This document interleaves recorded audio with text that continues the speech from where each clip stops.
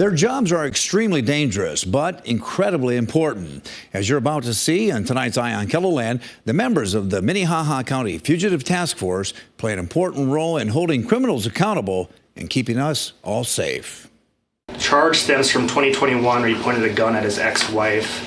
The Minnehaha County Fugitive Task Force is going over a stack of felony warrants that they'll serve to some of the county's most wanted and dangerous suspected criminals.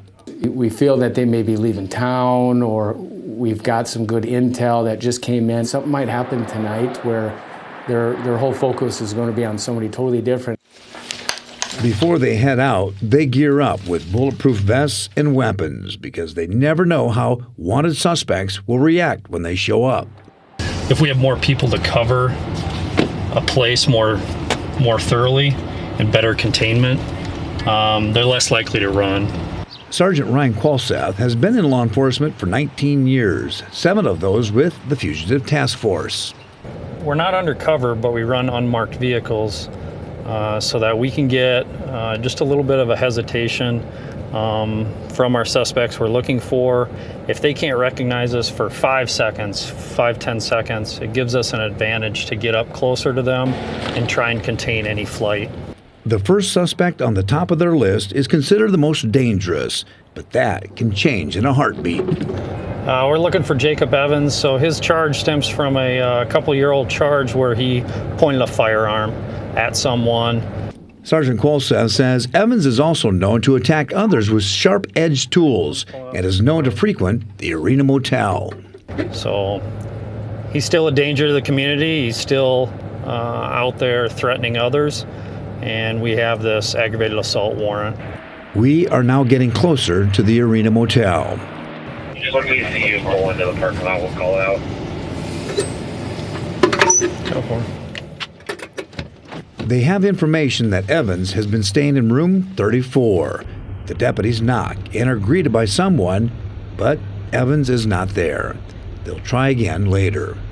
As we were driving away, though, Sergeant Qualseth got a radio message about that woman in the red shorts who was quite loud and saying things to the deputies. We had somebody out there, and then we had to open the door. I think she might be wanted. We're gonna step out with her. You guys are good with that? So we drive back, and sure enough, after they questioned her, she had outstanding warrants too for eluding police. That was probably not a good idea for her. She just drew a lot of attention to herself here, which probably wasn't a good idea. A lot of people they're arresting these days they've seen before. There's a vast majority that are repeat offenders. They either get released from the criminal justice system, or charges get dropped and they commit new crimes. Sergeant Qualseth says getting people to cooperate when they arrive on scene isn't always easy. Sometimes they want to do the right thing and get somebody off the street that's wanted. Sometimes they don't like that person, and so they're doing it for revenge and giving us the information. This year, the Fugitive Task Force added a city police officer to the team, something that they've done occasionally in the years past. Looking at the landscape around us, when I became chief, I wanted to make it an emphasis to get our department back involved in that task force, because the reality is our cases are interconnected. Chief Toombs says the police and sheriff's office work well together, so it makes sense to join forces on the task force. Let's brief the next one. The next one is this guy who was wanted for child pornography. So they come up with a game plan and head out to the last place that he was known to reside. They surround the house and then make entry. Sheriff deputies escorted Daniel Siegling out of this apartment building and walked him right past our cameras. He was in there alone, and he actually answered the door. Arrest confirmed. Surprisingly. But deputies say Siegling didn't answer it right away.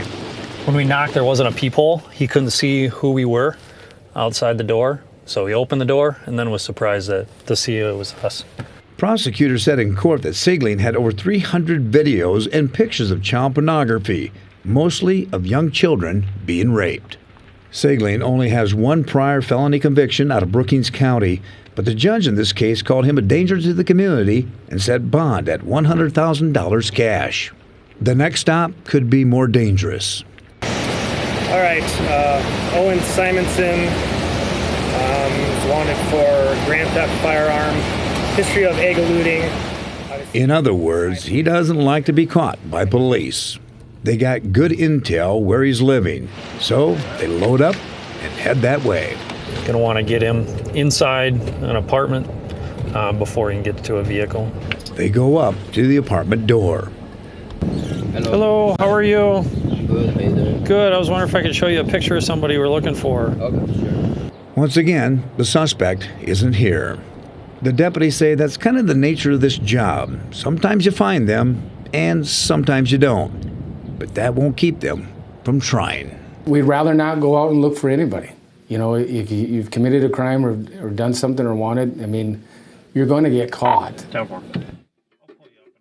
The Fugitive Task Force serves between 75 and 100 felony warrants every week.